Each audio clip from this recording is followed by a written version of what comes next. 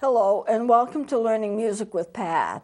You know, I've talked to you about the fact that music is a language, and it has certain signs, and it has certain symbols. The notes are symbols, the measures are symbols, the ledger lines are symbols, and that's what reading is. If we read music, it has its own language. I don't say, hey, I've got this and this. I say I've got two instruments that I'm holding up before you. If I'm reading notes, I don't play this and this. I'm playing an A or a D or a C sharp or whatever it is. So I'm teaching you music as a language so that you can, as you look at a piece of music at some point, you may be able to follow it. If you're a musician, you will be able to follow it anyway because you've kind of been trained in that. But if you're not a musician, you can learn to follow music. I know that in church services, there are a lot of people who sing the hymns, but they don't know what the notes are. They can't read music. They're just following what the leader is singing or following what the orchestra is playing, whatever it is.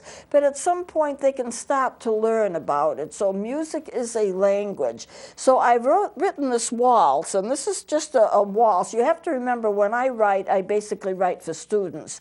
And I write quite a bit for students. And what I like to do is to write a melody that's kind of an easy melody to remember, kind of an easy melody to learn, and then I can fill in and show them various things as to how it's written and what symbols are used and what those symbols mean.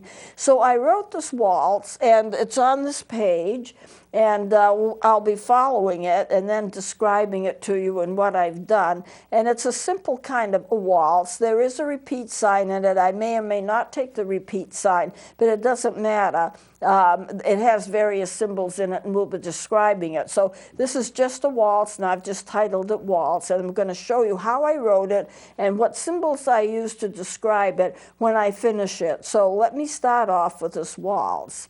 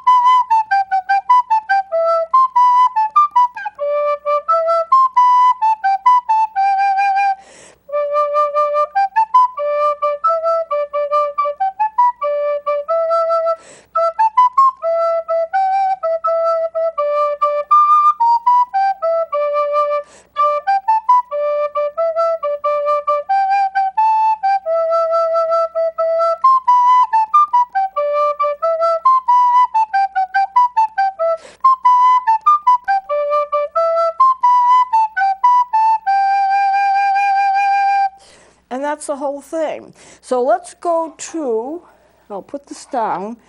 Let's go to this music here, and let me explain to you what I've done. First of all, when I write music, a lot of times it just comes to me. If I'm relaxed, thinking about something else, suddenly a song will come to me, and the whole thing comes to me. It's not just part of it, and then I have to work to get the rest of it. For the most part, I get the song, the whole thing. And so then the first thing I do is write it down. If I don't write it down, I may lose it. If I lose it, I may not be able to get it back. It's not like I'm going to automatically remember it if I don't write it down. Or if I do write it down, remember I said music is a language and all the notes are symbols. It's like reading a book. Oh yes, I remember, I read that before. I remember how it ends. So I always write it down, which means that a lot of times I carry music paper with me. I can figure out in my head, if a song comes to me, I can usually figure out the key and the notes and the timing, even if I don't have an instrument with me to check on it. And I will write it down as I'm hearing it.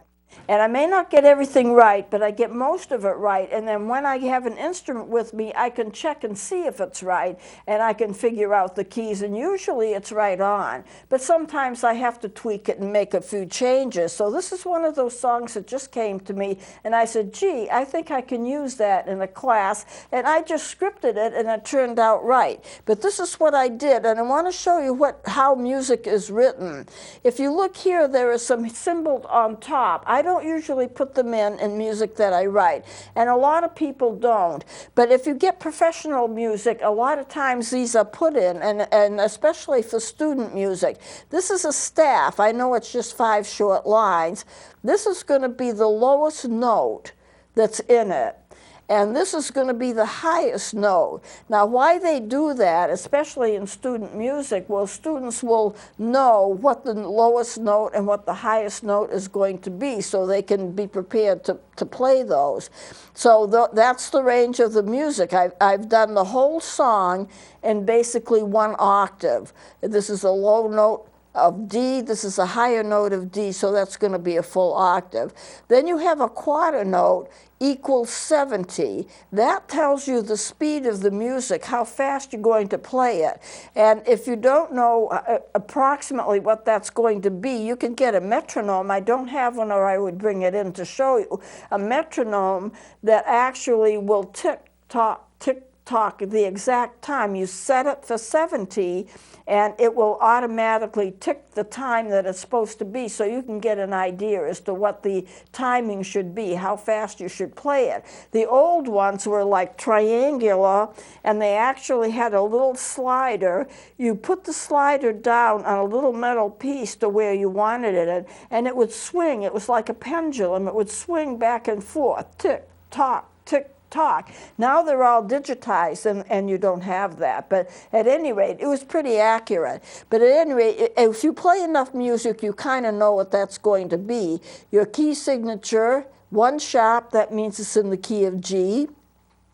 And your time signature is 3/4, which means it's waltz tempo. I could have written this in 8 16th notes, and it could have also been waltz tempo, but this is the easiest way to do it. I have 1 measure that's just a rest. Now, why would I have 1 measure with nothing in it when the following measure also has a rest? That sets the time. If you're playing in an orchestra, a lot of times the conductor's up there, he's holding his baton, and he'll go 1, 2, 3, or 1, 2, 3, 4, or whatever the time signature is. That tells you how fast he's going to be taking it, how fast he's going to be conducting it. So that kind of sets up the time if the conductor wants to count 1 measure for you before you start. And a lot of conductors will do that. Then you have your repeat sign, and then you start off with a 2-beat rest. So why is it 2-beat, not 4-beat? The 4-beat rest, or 3-beat rest in this case, because it's a full measure rest, would be hanging down from the 4th line. That, if there was a note there, it would be a D. It hangs down. This one is not 3 beats, it's 2.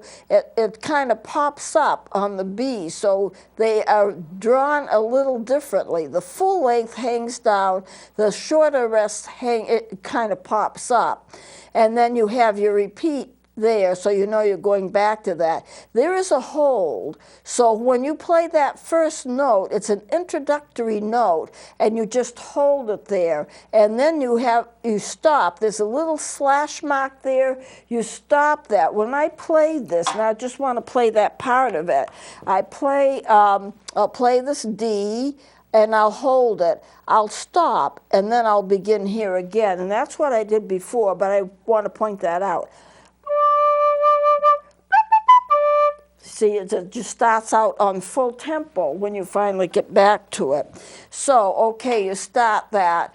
And here you have 3/4. So 1, 2, 3, and the half notes, 2 beats, and this is the 3rd beat, 2 beats in the 3rd beat, 2 beats in the 3rd beat, and then you have 3 quarter notes. Now, what have I got here? I've got a 6. That's the measure. We have played, if you've played this, you've played 6 measures. These are called rehearsal markings, 10, I have them in various places. You put them in various places. This is 20. And therefore, if you're playing, and this is an arrangement that I made for an orchestra or something, then what I would do if I was conducting it and we needed to work on it, go back to 6. We'll start at 6. We'll start again at 10. It used to be we'll start 10 measures after the beginning, and you're counting the 10 measures. Well, why not just mark it? So if a conductor says, let's go to 10, here you are. Let's go to 6, here you are. Let's go to 20, here you are. Those are all rehearsal markings. 15 is down here. And I think that may have been about the last one that I put in. I didn't need to put in any more.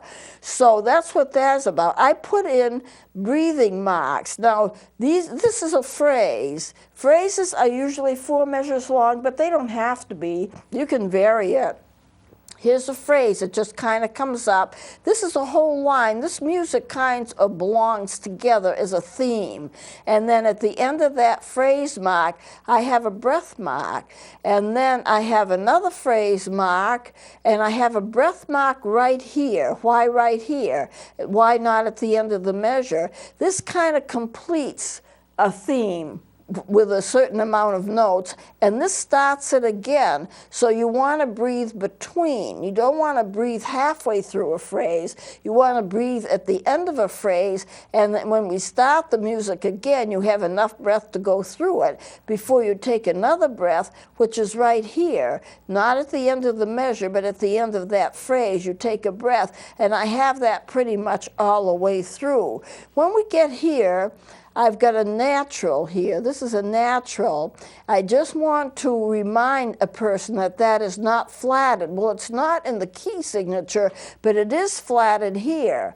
I put a flat right there. It's an accidental because it's not in the key signature. So I put that flat there, and I'm just reminding whoever is playing it that that's not flatted. That doesn't go any more than 1 measure. An accidental only goes for 1 measure.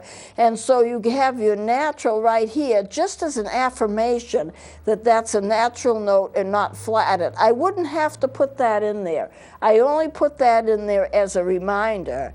Well, what about the volume that you play? All right, here's an MF. It's medium loud. Right here. Here's an F. That means it's loud. And this, it goes down to MF, so it's not too loud. Now we have a retard right here. That means you slow it down. And then that note you hold. You have the hold mark, you have a breath mark, you have a slash, all of those symbols. And what does that mean?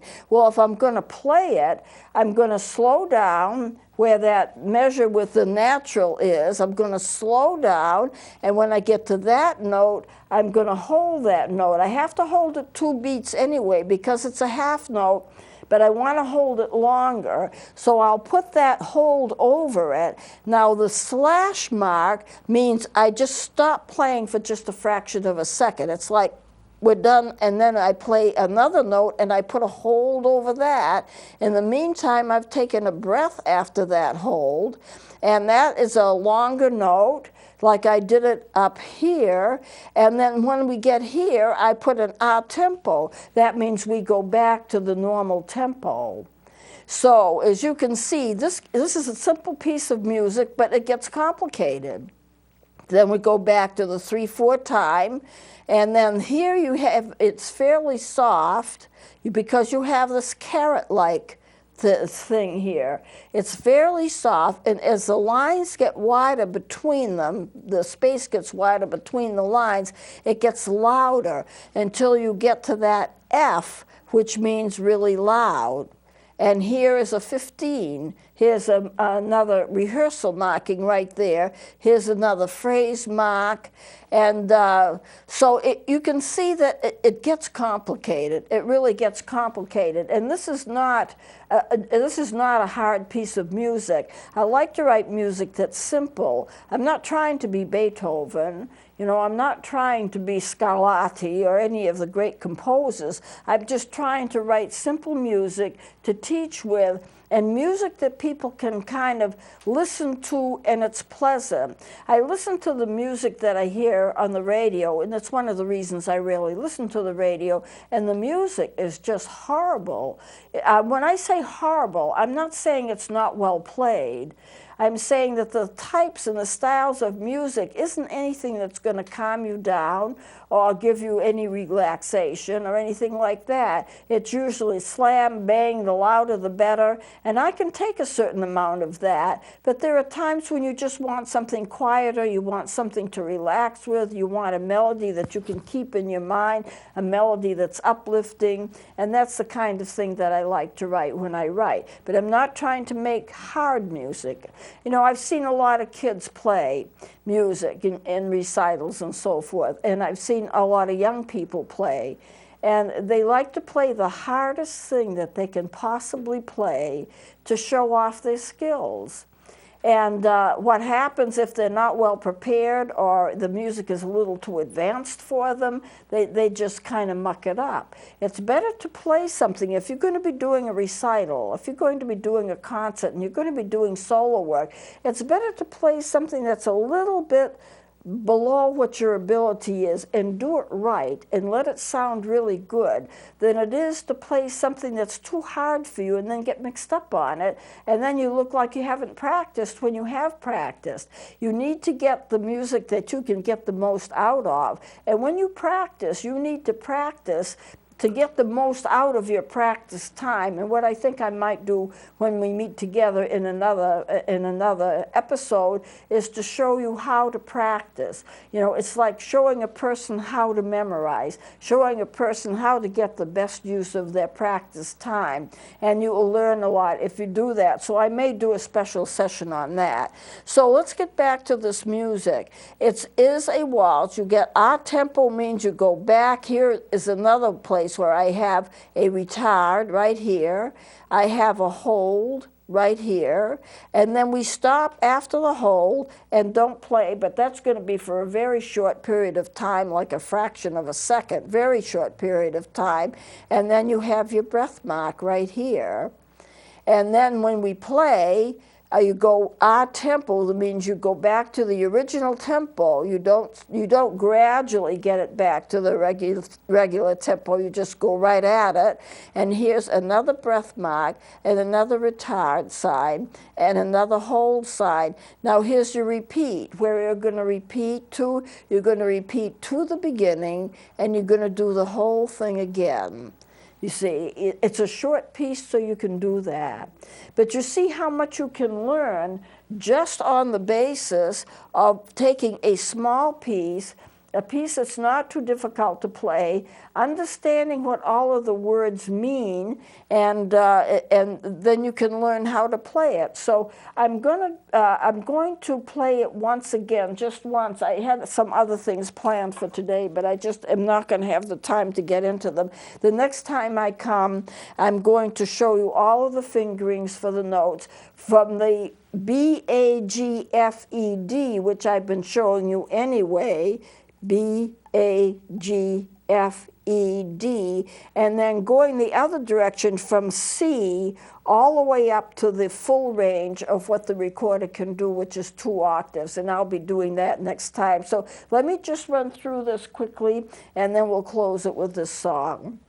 If you can, try to follow me and see if this makes any sense. I'm not going to do any repeats. I'm just going to go straight through.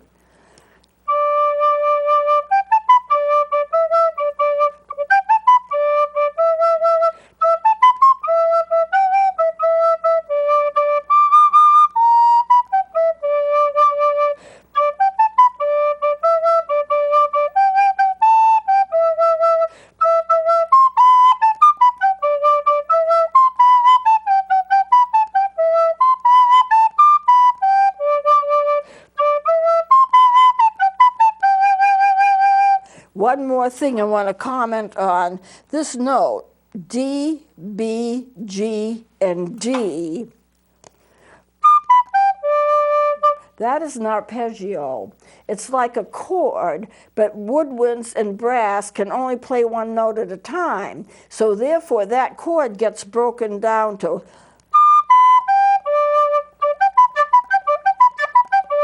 And that makes a nice little exercise if you want to practice that. But it is a chord. You can't play chords on a woodwind, so you play all the notes separately. If you had a keyboard, you would play it, and I'll just try. It won't be the same one, but I would try it. This would be.